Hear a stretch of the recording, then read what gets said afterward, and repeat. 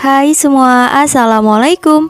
Temenin aku buat kue kesukaan yuk. Ini naga sari, tapi dikemas dengan bentuk yang lebih modern, jadi bisa hemat daun, tapi tampilannya tetap cantik dan menarik. Ini rasanya aku jamin enak banget, lembut dan juga manis.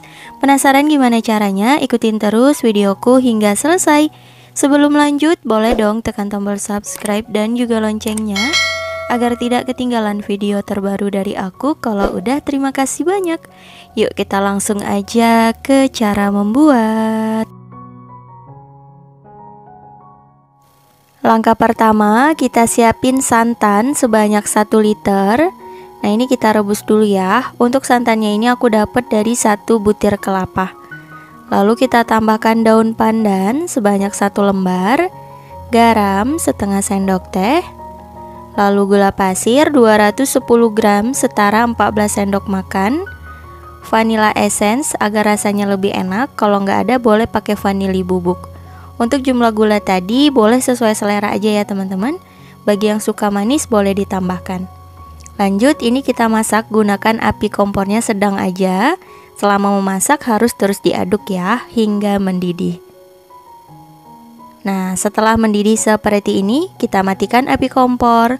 Lanjut, aduk-aduk sebentar hingga uap panasnya berkurang.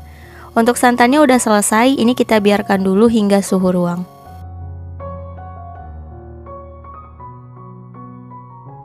Setelah santannya dingin, lanjut kita buat adonannya. Di sini sudah ada tepung beras sebanyak 230 gram, setara 23 sendok makan. Tambahkan tepung sagu sebanyak 90 gram, setara 9 sendok makan. Tepung sagu ini bisa digantikan dengan tepung tapioka ya. Lalu kita aduk rata. Lanjut, kita tuang santan yang udah direbus tadi sebanyak 900 ml. Dan kita aduk hingga tercampur rata. Setelah tercampur rata, lanjut kita saring adonannya agar nanti hasilnya lebih mulus ya teman-teman, karena udah pasti ada sisa-sisa dari tepungnya.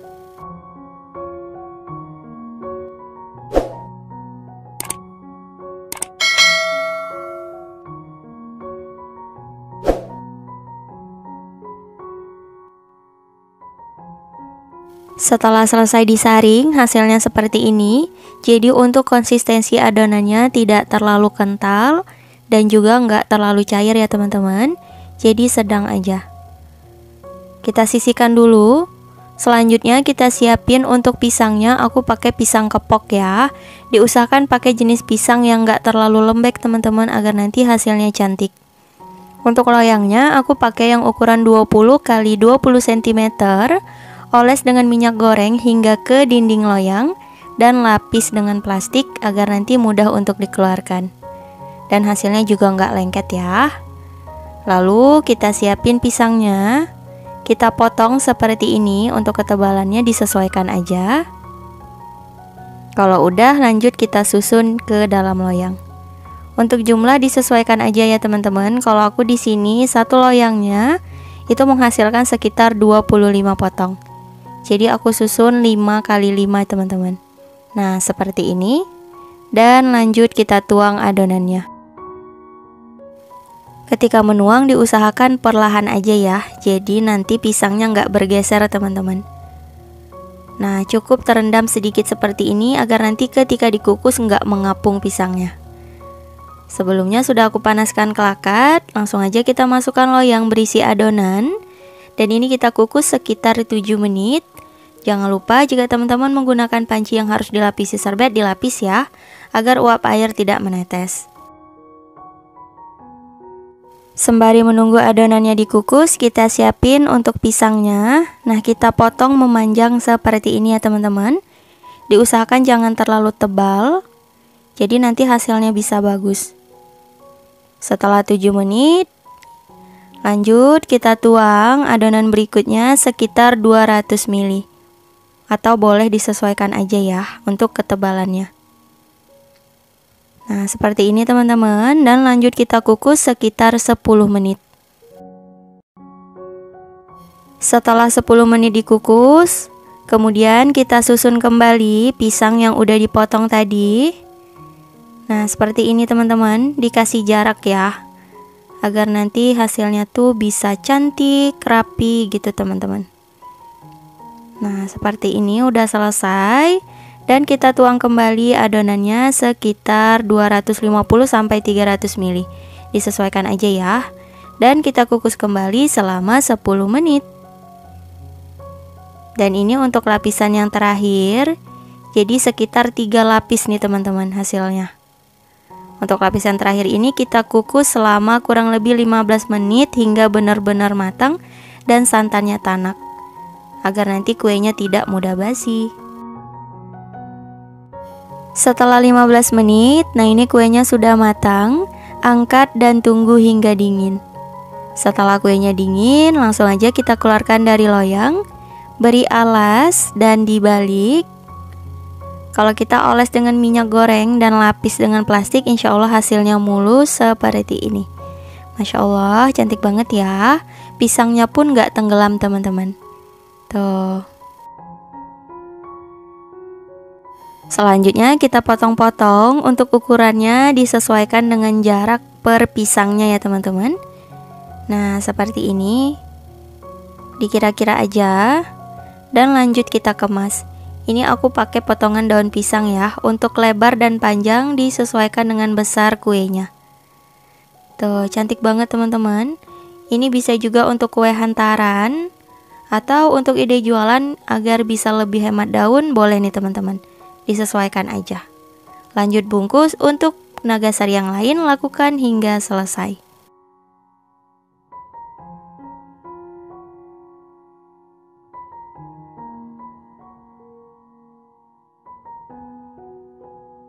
Nah, kalau misal ada sisa daun, boleh kita gunting aja agar lebih rapi ya teman-teman.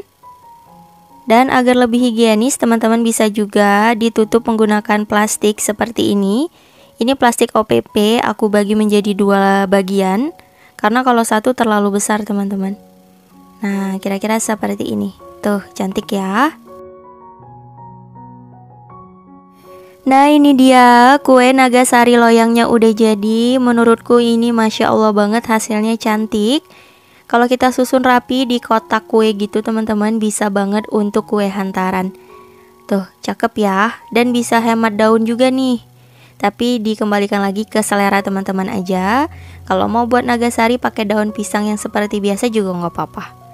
Nah, ini teman-teman bisa pilih ya, yang dibungkus plastik atau enggak, sama-sama cantik menurutku. Dan lebih rapi menggunakan plastik sih teman-teman. Langsung aja yuk kita cobain. Ini kue nagasarinya wangi banget loh teman-teman. Aku cobain dulu. Bismillahirrahmanirrahim.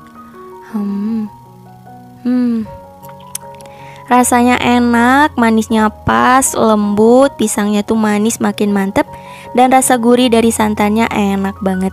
Teman-teman wajib coba ya, semoga berhasil.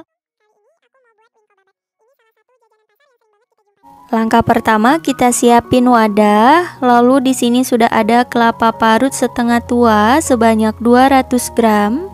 Ini yang diambil daging buah yang bagian putihnya aja ya teman-teman. Untuk yang bagian hitamnya kalau bisa dikupas agar nanti hasilnya bagus. Kemudian kita tambahkan tepung ketan sebanyak 150 gram setara 15 sendok makan. Lalu gula pasir sebanyak 100 gram setara 7 sendok makan. Untuk jumlah gula boleh sesuai selera. Kemudian garam 1/4 sendok teh dan perasa vanila 1/4 sendok teh.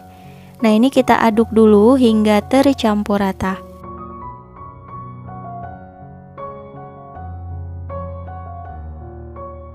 Setelah tercampur rata, selanjutnya kita tuang air kelapa sebanyak 150 ml. Ini aku pakai air kelapa, tujuannya agar rasanya lebih gurih ya teman-teman. Tapi kalau misalnya mau pakai air biasa juga nggak apa-apa. Tapi aku lebih saranin pakai air kelapa ya. Jadi ketika teman-teman beli kelapa parutnya, sekalian minta airnya. Nah, ini kita aduk rata. Setelah tercampur rata, hasilnya seperti ini. Jadi adonannya emang sedikit cair ya teman-teman. Selanjutnya kita panaskan cetakannya. Aku pakai yang lubang 7 kedalamannya 2 cm, untuk diameternya 8 cm. Ini kita oles dengan margarin, tipis-tipis aja.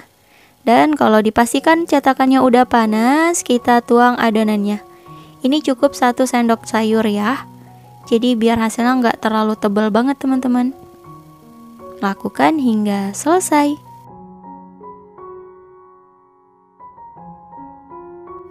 Nah, kalau udah selesai, ini lanjut kita masak sekitar 10 menit menggunakan api kecil seperti api yang mau padam ya teman-teman. Dan kita pasang penutupnya. Setelah 10 menit kita coba cek. Nah, ini udah mulai kering ya. Nanti teman-teman bisa intip-intip aja sedikit. Kalau udah kecoklatan itu tandanya sudah matang. Nah, ini kita balik. Tuh, untuk caranya mudah banget teman-teman.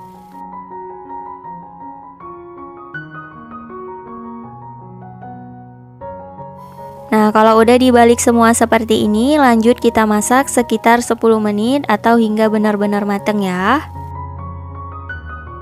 Oke teman-teman, aku rasa ini sudah ada yang mulai matang. Untuk bagian tengah udah pasti matang duluan ya, karena api kompornya itu tepat banget di bagian bawah dari cetakannya teman-teman. Ini kita angkat.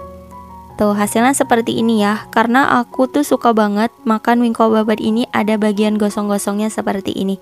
Jadi teman-teman bisa sesuaikan aja.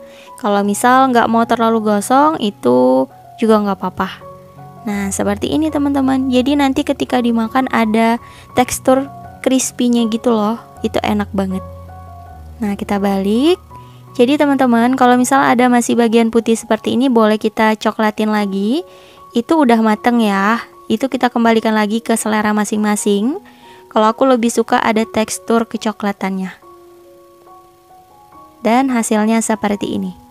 Tuh, cakep banget. Dan ini nggak terlalu gosong banget loh teman-teman, warnanya masih coklat gitu. Cantik ya.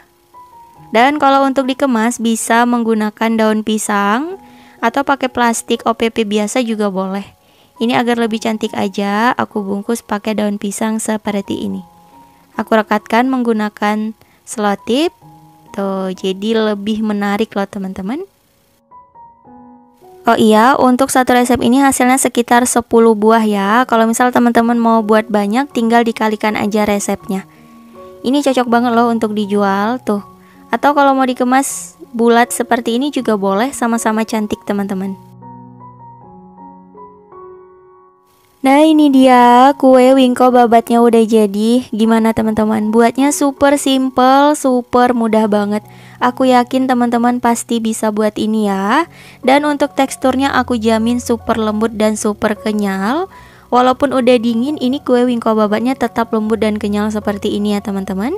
Dan bisa bertahan di suhu ruang sekitar 2-3 hari. Aku cobain dulu. Bismillahirrahmanirrahim. Masya Allah, ini rasanya enak banget teman-teman. Legit, manis, gurih, lembut, pokoknya mantap. Teman-teman pasti suka dengan rasanya. Dan kalau mau untuk ide jualan, ini cocok banget. Aku rekomendasiin banget. Langkah pertama, kita siapin wadah. Kemudian masukkan ragi instan sebanyak 2 sendok teh. Dipastikan ragi yang digunakan masih baru dan masih aktif ya teman-teman, agar nanti hasil apemnya bagus. Lalu kita tambahkan gula pasir sebanyak 400 gram. Untuk jumlah gula boleh sesuai selera. Jika dirasa terlalu banyak boleh dikurangin ya teman-teman. Kemudian di sini udah aku siapin santan sebanyak 1 liter. Ini santannya udah direbus sebelumnya dan dibiarkan hingga hangat-hangat kuku. Tujuannya agar raginya cepat aktif. Jangan menggunakan santan yang panas ya teman-teman, karena nanti raginya bisa mati dan hasil apemnya itu nggak mengembang sempurna. Nah, kita aduk rata. Kemudian kita masukkan tape singkong sebanyak 200 gram. Ini tape singkongnya udah aku buang sumbu tengahnya ya, dan dihaluskan. Nah, kita aduk rata seperti ini.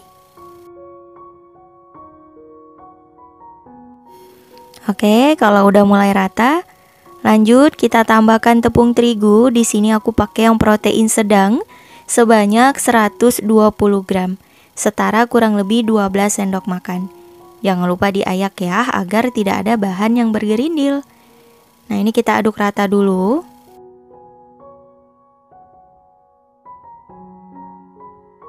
Oke, kalau udah rata, selanjutnya kita tambahkan tepung beras sebanyak 500 gram. Ini aku pakai yang kemasan seperti ini. Jadi sebanyak 1 bungkus ya teman-teman. Untuk merek bebas.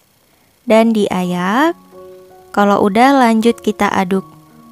Kita tuang santannya sedikit demi sedikit dulu, tujuannya agar adonannya ini tidak menggumpal gitu ya teman-teman. Jadi mudah mencampurkannya. Nah, sambil kita aduk-aduk seperti ini. Kalau udah benar-benar rata, tidak ada lagi tepung yang masih menggumpal, lalu kita tambahkan garam ya, kira-kira setengah sendok teh. Agar rasa dari apemnya ini lebih gurih dan enak gitu teman-teman. Dan kita tuang sisa santannya. Lanjut kita aduk hingga benar-benar tercampur rata.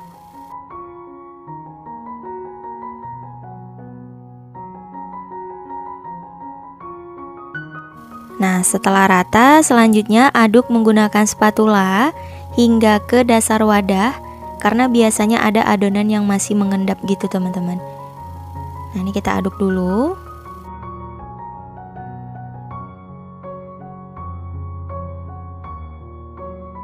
Oke, aku rasa ini udah benar-benar rata. Kita istirahatkan adonannya selama kurang lebih 1 jam ya, agar raginya aktif dan mengembang teman-teman. Kita tutup menggunakan serbet bersih atau mau pakai plastik wrap juga boleh. Setelah kurang lebih 1 jam diistirahatkan, nah ini adonannya sudah mengembang ya teman-teman. Lanjut kita aduk hingga busa ataupun buih pada adonannya ini berkurang. Jadi ini menandakan kalau raginya aktif ya. Jadi harus benar-benar muncul busa seperti ini teman-teman. Agar rasanya lebih enak, ini aku tambahkan perasa vanila kira-kira 1/4 sendok teh. Dan lanjut kita aduk rata. Nah, ini adonannya siap untuk dipanggang ya teman-teman. Sebelumnya sudah aku panaskan cetakan, kemudian kita oles dengan sedikit minyak goreng. Ini agar nanti hasilnya nggak lengket ya. Kita gunakan apinya kecil aja seperti api yang mau padam teman-teman, agar hasil dari apemnya nggak gosong. Lanjut kita tuang adonannya. Cukup 3/4 cetakan aja ya, karena ini nanti akan mengembang. Nah, seperti ini. Kalau udah, kemudian kita tutup cetakannya dan kita panggang selama 5 menit. Tetap menggunakan api paling kecil ya, seperti api yang mau padam. Oke, setelah kurang lebih 5 menit dipanggang, nah ini aku kasih timer teman-teman. Kita buka penutupnya, lalu kita beri hiasan potongan daun pandan seperti ini, agar tampilannya lebih cantik dan menarik teman-teman. Kalau misal nggak mau pakai juga nggak apa-apa. Dan kita panggang kembali selama 5-7 menit atau hingga matang. Setelah kurang lebih 7 menit, kita buka penutupnya. Masya Allah, hasilnya mengembang bagus ya teman-teman. Kita coba sentuh di permukaan atasnya. Kalau udah kering dan nggak ada adonan yang menempel, tandanya sudah matang. Dan bagian bawahnya sedikit kecoklatan. Nah, seperti ini. Tuh, cakep banget ya.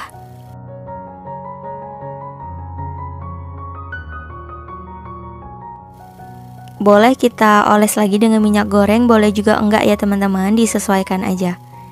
Dan lanjut kita panggang. Untuk adonan yang lain, lakukan hal yang sama hingga selesai.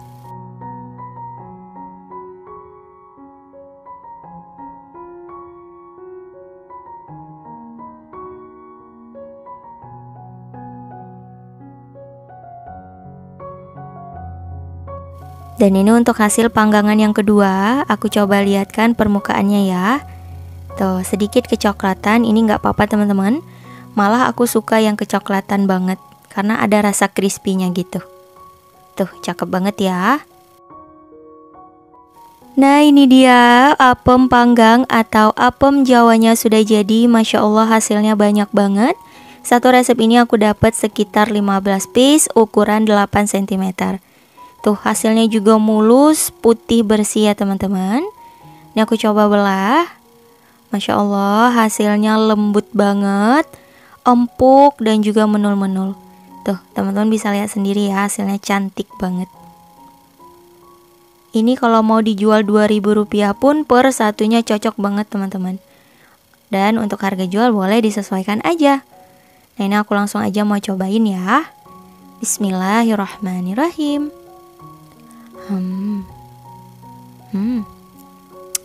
Masya Allah, ini rasanya enak banget, manis, ada rasa gurihnya, empuk, lembut. Ini enak banget. Pokoknya kalau teman-teman cobain gak cukup satu. Dan kalau untuk ide jualan bisa dikemas menggunakan plastik OPP ukuran 10 kali 10 cm. Tuh, cakep banget ya. Ini enak banget, teman-teman wajib cobain.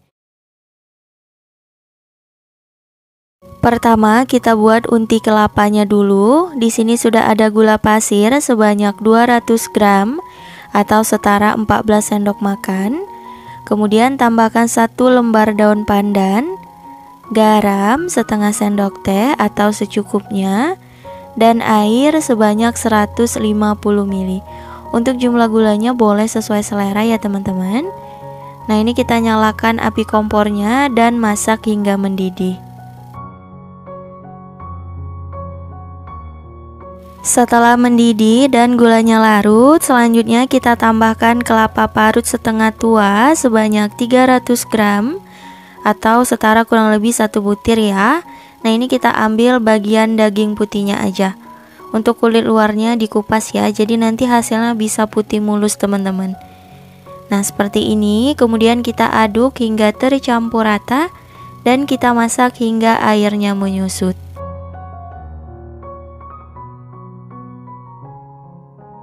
Nah, setelah kurang lebih 5 menit dimasak, hasilnya akan seperti ini ya. Jadi airnya menyusut dan teksturnya juga lebih lembab.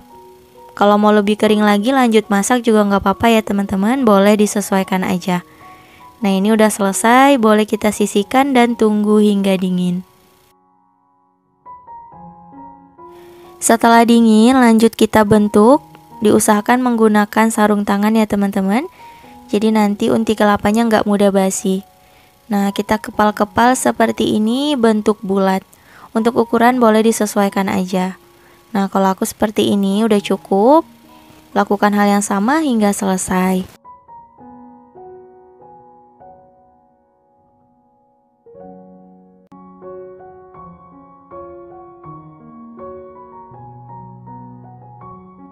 Nah, ini udah selesai dibulatkan, boleh kita sisihkan dulu. Lanjut buat adonan kulitnya. Di sini sudah ada tepung terigu protein sedang sebanyak 250 gram atau setara 25 sendok makan. Kemudian tepung tapioka sebanyak 20 gram atau 2 sendok makan dan garam setengah sendok teh. Ini aku kasih sedikit vanilla essence agar lebih enak. Mau pakai vanili bubuk atau perasa vanila juga boleh ya. Dan gula 1 sendok makan. Kemudian siapin air sebanyak 450 ml atau secukupnya. Nah, ini lanjut kita aduk. Untuk mempermudah kita tuang airnya sedikit demi sedikit dulu ya teman-teman, agar bagian tepungnya itu nggak menggumpal. Lakukan hingga selesai.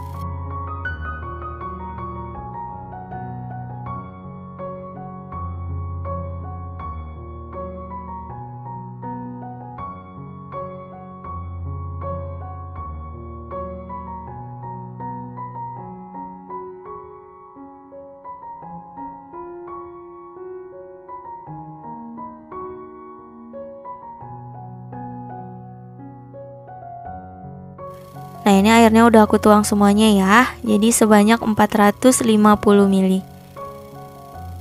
Kalau udah rata, hasilnya seperti ini. Kemudian tambahkan 1 bungkus santan instan setara 65 ml.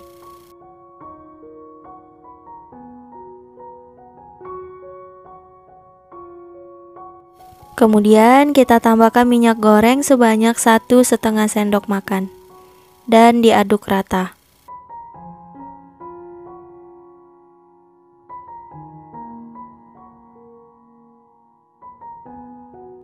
Dan terakhir kita tambahkan 1 butir telur ukuran kecil.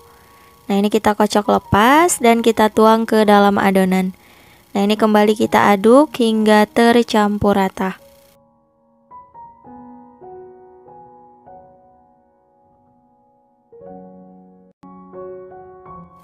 Setelah tercampur rata, lanjut kita saring adonannya agar hasilnya mulus.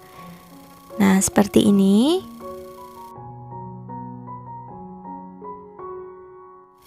Untuk adonannya ini nggak terlalu kental dan juga nggak terlalu cair ya teman-teman. Kemudian kita pisahkan sedikit adonan. Jadi ini kita gunakan untuk membuat motif daun ya. Dan kita tambahkan pewarna makanan. Ini aku pakai yang warna merah atau super red dari Cross. Menurut aku ini warna merahnya bagus. Warna merah terang gitu teman-teman. Untuk jumlah secukupnya aja ya, disesuaikan dengan selera. Dan untuk wadah yang kecil kita tambahkan sedikit pasta pandan. Lanjut diaduk rata. Nah, ini semua adonannya udah selesai dan siap untuk dimasak. Selanjutnya kita panaskan teflon dan oles dengan sedikit minyak goreng. Ini aku olesnya menggunakan tisu ya. Jadi nanti biar nggak lengket. Dan kita tuang adonannya. Ini sebanyak 1,5 sendok sayur. Untuk mempermudah aku pindah ke gelas, jadi menuangnya bisa sekalian. Nah, kita putarkan seperti ini teflonnya. Dan kita masak menggunakan api paling kecil. Nah, ini kulitnya udah mateng. Untuk tandanya pinggirannya itu melepas ya. Dan langsung aja kita pindah ke alas. Nah, ini langsung aja kita bentuk bunga mawarnya. Jadi kita kerjanya selagi kulitnya ini masih panas ya teman-teman. Tujuannya agar mudah dibentuk. Kalau udah dingin nanti nggak bisa menempel. Nah, kita potong seperti ini.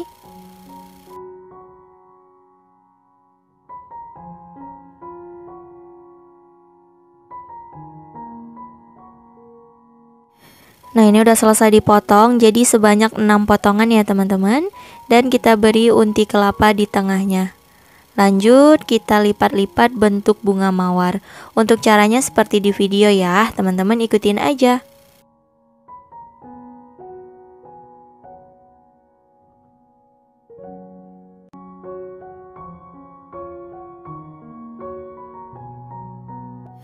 Nah, ini udah selesai. Selanjutnya kita pindah ke cup bulat seperti ini. Ini cup untuk puding telur ceplok ya.